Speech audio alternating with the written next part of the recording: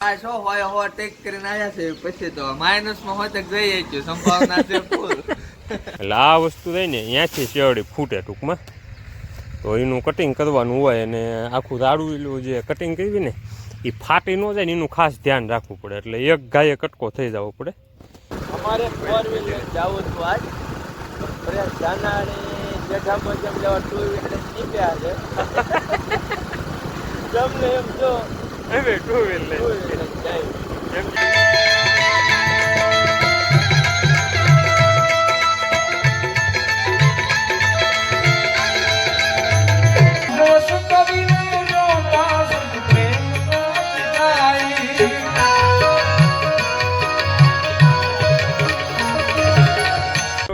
Good evening, જય માતાજીને, જય દ્વારકાધીશ બધાને. સ્વાગત છે તમારું આજના નવા બ્લોગમાં.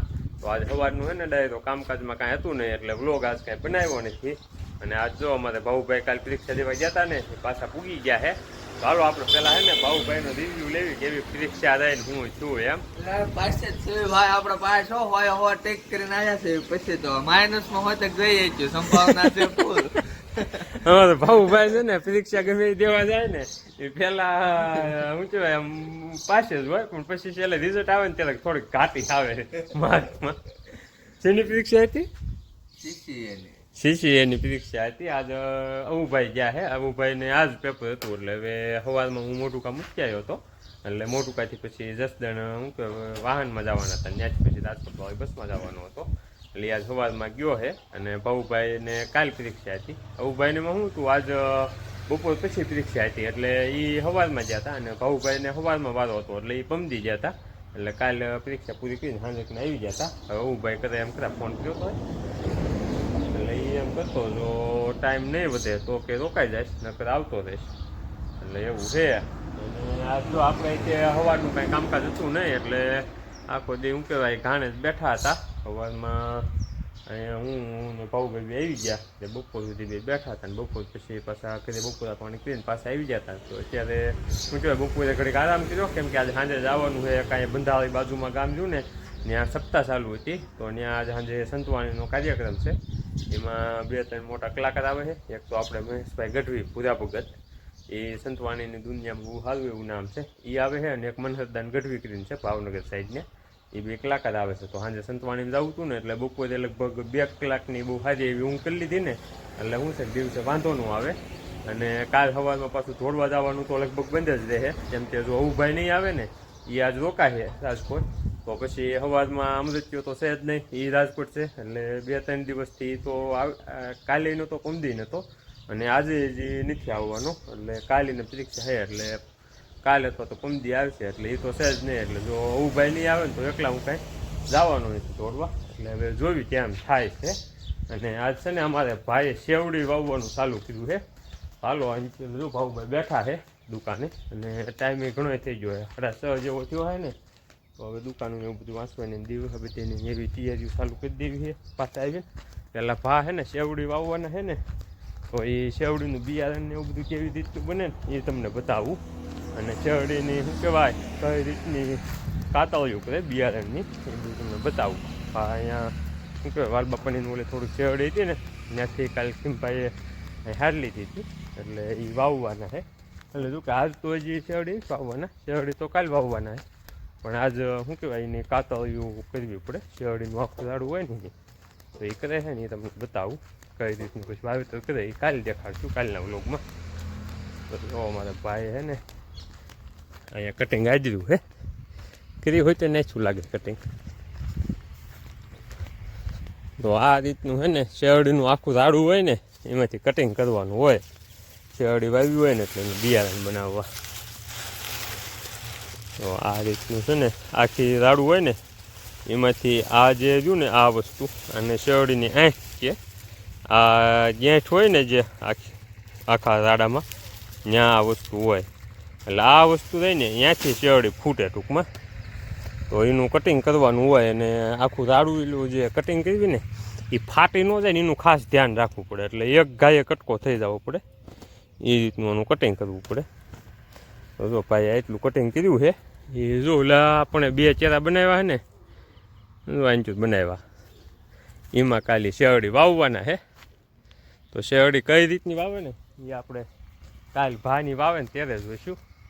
હવે જવું છે પણ જો ચીંભા ગાજર ખોદે છે ને ત્યાં કણે ગાજર ખાવા. હાલો ગાજર ખાઈ આવી પાછા વ્યાજ ઘાણે, કેમ કે ત્યાં સુધી પાછો શું કહેવાય દીવાબત્તી ને એવું બધું કરવાનો ટાઈમ થઈ જાય છે.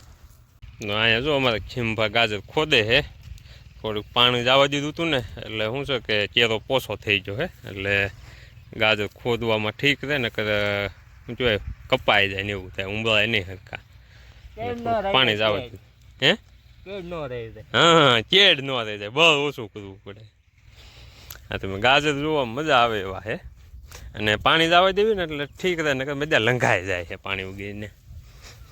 ગાજર ખાવા હોય ને આવજો ચીંભાનું એટલે ધરવના છે આખો ચેરો આમ અહીંથી હે ને જો ઓલા આપણે ખાલી આટલા ઊંબાયા છે બાકી આટલા જો અંચુર આ ચેરામાં બાકી છે, અને ઓલો ચેરો આખો જ ઊભો છે પણ અહીંયા સુધી ઠેઠ.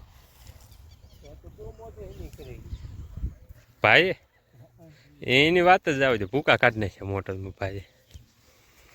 ચાલો છે ને એકાદ બે ગાજર લેતા જઈએ હારા એવા, પછી ચાલ્યા જઈએ પાછા ઘાણા કોઈ ભાવ પે હતું હોય તે લેતા જઈએ. હા તાજા તાજા લાઈવ ગાજર, ઓર્ગેનિક ગાજર પાછા. હાથના બનાવવા હોય કે ઓલો શું કહેવાય ગાજરનો હલવો બનાવવો હોય ને ગાજર લઈ જજો જેમ જોતા હોય. હા ખોદવાના ભાઈ ખોદી નહીં એ જ મહેનત ના ફળ મીઠા હોય ને.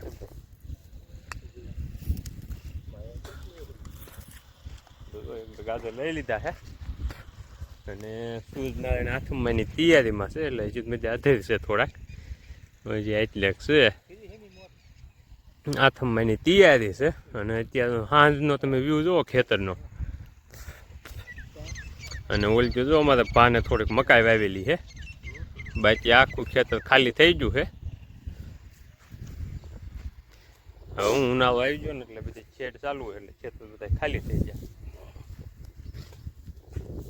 અમારો ભા જો ઓલી ગાજર ચીંભા ઉંબાવે ને એ રિપેરિંગ કરે છે, પછી ગાંહડે બાંધીને લઈ જાય ઢોર હાટું. હાલો આપણે પાછા હાલતા થઈ જાય કાણા કોઈ નહીં એવું ભાઈ અમારે આસું નહીં કરવું. તમે બનાવવાના હો બનાવો થોડુંક બીજો ને એમ સાચી લીધું. ચાલો થોડા ધૂળવાળા હે વાંધો નહીં, ધોવા નહીં પડે હાલ છે એમનો પૂજી દેવી પાછા કાણે લઈને દીવા બધી તૈયારી કરવી. મારા પાસે પછી જવાનું ગામમાં કારખાને કર્યું વાંચવા. હાલો ડાયરો અત્યારે વાગ્યા છે 8:45 અને જો જવાનું છે બંધાળી ભજનમાં. હવે એમાં એવું છે જવાનું છે નજીકમાં જ છે, એટલે જો 3 જણા એક ગાડીમાં ચોટ્યા છે. બીજો કાકા છે ઊભા છે અને હું જાઉં. આજે મને રાજુભાઈ કામમાંથી નથી આવ્યા ને ફરી કાયમ હારે જ હોય. રાજુભાઈ હોય રાજુભાઈ હોય ને રાજુભાઈ આવ્યા એટલે વાડીએ જવાનું હતું ને એટલે મોટું કાજુ રાજુભાઈને લેવાના છે, એટલે મોટું કા જાય અને રાજુભાઈને ફોન કરી એટલે આમ તો દુકાને આવી જ જાય.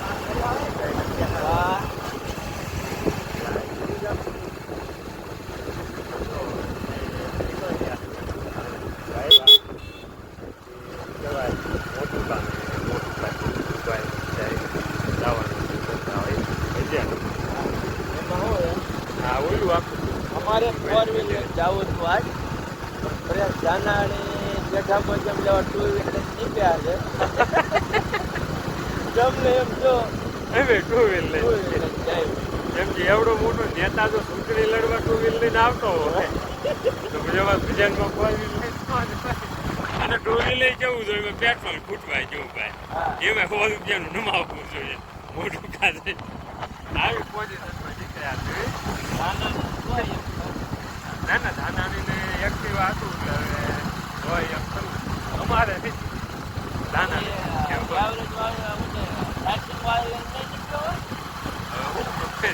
અવશ્ય પણ લગી ગયા નતો રાજકોટ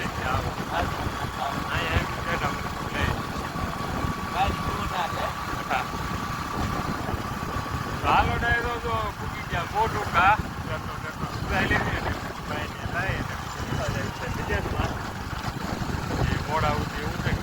મોજ કરવાની છે આ જવુભાઈ છે અને બીજા એવા રાજકોટ છે એટલે શું કહેવાય સવારમાં વહેલા કાંઈ જાય છે દોડવા જવાનું નથી આજ કંઈ લાભ નથી અમૃતભાઈ નથી એટલે એ કંઈ કરવાનું આ તો મોટું ભાઈ ત્યાં ભાઈ આવે એટલે એક ગાડી એની એક આ બે ગાડી નહીં જાય ચાર કિલોમીટર બનાવે જઈ આવી છે વિડીયો કરી પૂરો વિડીયો ગમો હોય તો લાઈક શેર કરજો ચેનલને સબસ્ક્રાઈબ કરજો મળશું કાલ નવા